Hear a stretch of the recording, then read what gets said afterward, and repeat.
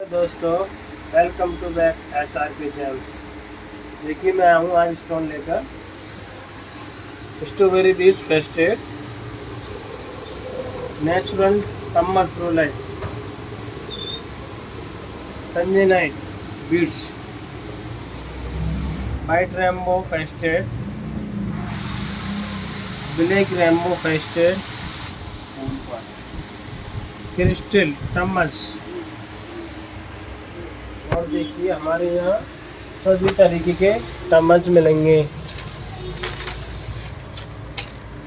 और मोनोलिसा गिलास में पम्पकिन बीड्स मिलेगा और वे जेट क्वार्ट्स में डाइट वाला टमल्स मिलेंगे और काफ़ी तरह के हमारे पास में प्रोडक्ट हैं होलसेल। तो इसको परचेस करने के लिए आपको आना पड़ेगा जयपुर, जौहरी बाजार, गोपाल जी का रास्ता, शॉप नंबर 194 नंबर।